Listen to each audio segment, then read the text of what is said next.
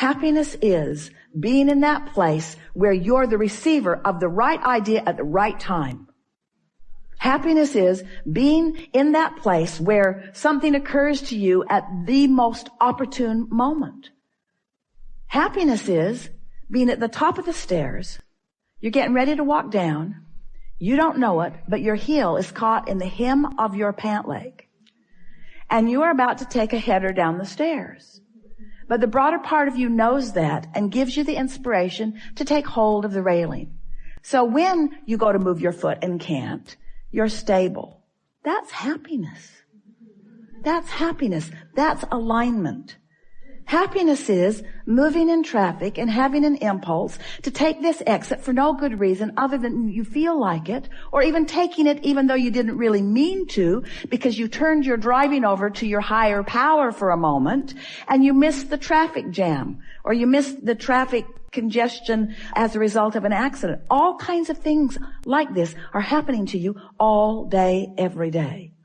But when you start deliberately being happy, deliberately beating the drum of things that feel good, deliberately discerning, deliberately molding yourself into better and better feeling places, when you do that deliberately and those things happen, now you have conscious awareness of it.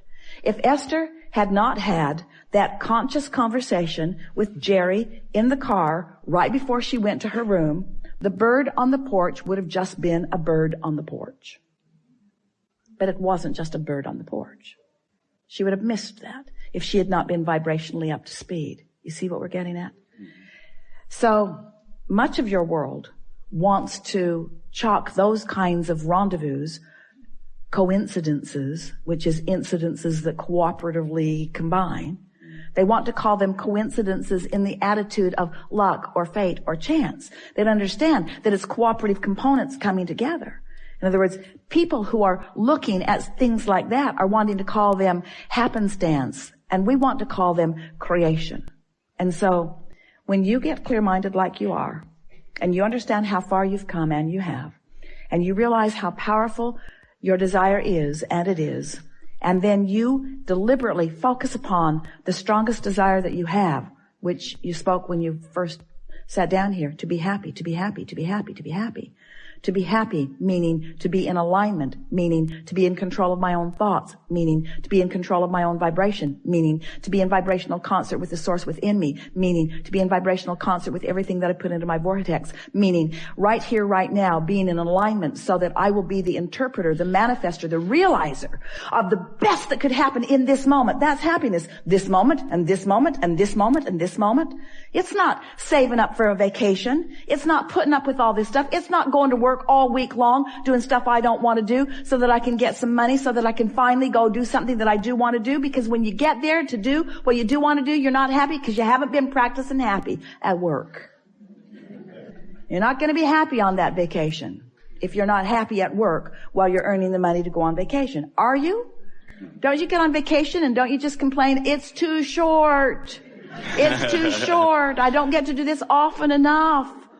My flight was delayed. The weather wasn't good. In other words, you can't get there from there.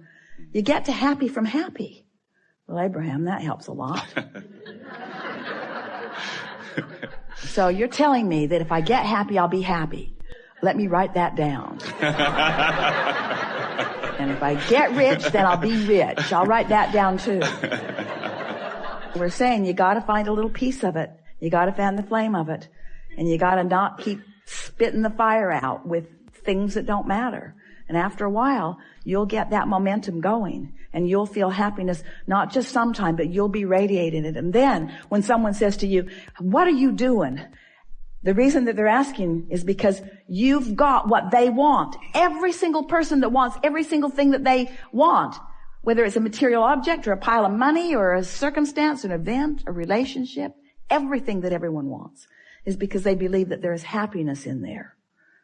There's happiness right here, right now, if you're in the right vibration.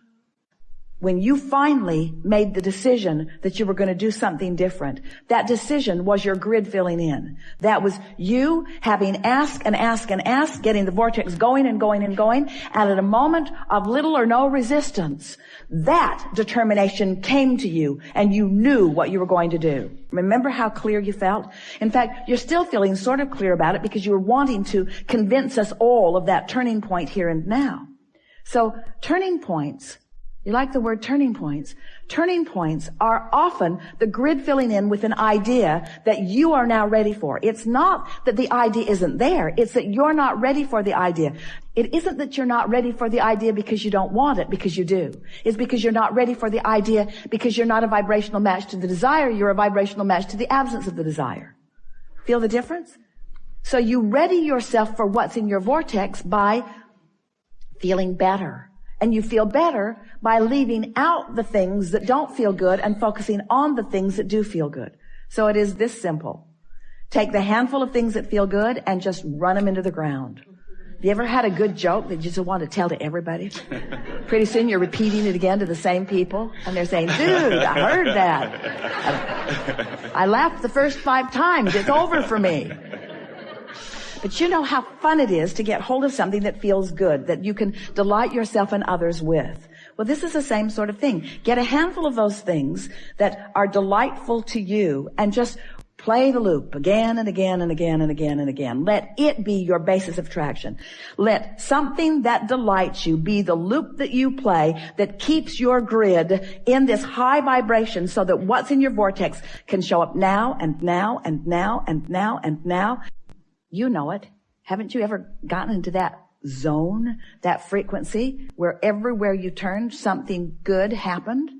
Esther says that's what it's like hanging around with Barbara. She loves traveling with Barbara because it's happy everywhere. They walk up to a very controlling, very official at the airport. And she's barking at everyone. A man made the horrific mistake of letting his toe step over the line by an inch. And she put him in his place. Sir, step back. He did. And he didn't like it. And Esther thought, ooh, that was harsh and unnecessary. And Barbara, who refuses to focus on anything unpleasant, missed it completely. So when she got up there, she got a big smile. She got moved fast to the other line. In other words, she's treated like royalty. While this poor man was put into the dungeon. That's what we're talking about. In other words, we've been explaining for a while, and we know you've been hearing, that all this sifting and sorting of life has caused you to create a vortexual version, a vibrational version. And most of our physical friends, even those who have been listening to us for quite a long time, they really don't accept the realness of this vibrational reality until it manifests. And so we talk to try to help you to sense the vibrational version, to feel the vibrational version. In other words, if we could get you to feel secure even before it manifests, it would manifest faster. Most want it to manifest before they feel secure. But that's going about it backwards. So if we can get you to feel secure, if we can get you to feel in love before the person shows up, the person will show up. But humans think they need a person to be in love with. And we want you to know you can be in love with an idea. You can be in love with the idea of a relationship. You can be in love with the memory of a relationship. You can be in love with that aspect of that relationship and that aspect of that relationship and that aspect of that relationship, which means holding it active in your vibration. And it has to then be realized by you. So this realization, recently, the way we are describing it to you, maybe to help you understand it. But since you sometimes don't accept the vortexual version, then the grid version isn't easy to follow either, but we're going to give it to you anyway. Everything you want is vibrationally gathered, all the cooperative components in your vortex. And it is ready to reveal itself to you. And the reason that we're using the word reveal or realize is because you are going to be the interpreter of it. In the same way that that sweet bird was the interpreter of a message from Jerry to Esther. There are interpreters all around that are ready to interpret the message to you. Humans. We're not just talking about birds. We're talking about experiences. We're talking about financial forces. We're talking about ideas that flow to you. There's all kinds of manifestation that occurs once the vibration of your grid, which means your practice day-to-day vibration, is closer to the vibration of your vortex. It just has to be, you see. And you've lived pieces of that. We know we've been taking a bit of long time here, longer than we promised at the beginning. But it's so worth contemplating. How happy am I? How happy can I be? How good can I feel? What's the best feeling thought that I can find right now?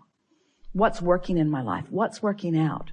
What do I remember that felt good? What's happening right now that feels good? How general do I need to be? You can always find something to feel good about. And when you do, and when you make that your habit, then the actualization of it, the realization of it, the manifestation of it is so pronounced in your experience that people will be flocking to you and saying, what is your secret? And you'll say, I'm happy.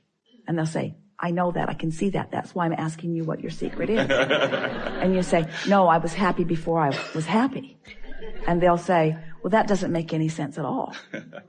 And you'll say, well, I purged unhappy thoughts from my experience by focusing on happy thoughts. Well, what do you mean? Well, I didn't actually purge them. I just started emphasizing the happy thoughts. I started making lists of positive aspects. I counted my blessings. I learned that in church. I counted my blessings. One by one. And the more I focused upon them, the more that vibration was mine. And the more that vibration was mine, the more law of attraction put me in the vicinity where I could realize it. So life isn't happening to me. Life is happening from me. I'm emanating the signal to which all life is responding. So when I get up in the morning, I decide, how's this day going to feel? I'm going to feel intuitive. I'm going to feel inspired, and I'm going to feel connected, and I'm going to feel vital and alive, and I'm going to feel happy, and I'm going to feel confident, and I'm going to feel kind. I'm going to feel loving, and I'm going to be at the top of my game. I'm going to feel innovative. I'm going to feel energized. I'm going to feel invigorated. I'm going to feel inspired, but I'm going to feel inspired moment by moment. I'm going to feel guided. I'm going to feel worthy. I'm going to feel deserving. I'm going to feel deserving of all of the goodness that has been taught to me all of my life. I'm going to feel deserving of that. And I'm going to demonstrate my deservedness through my happiness.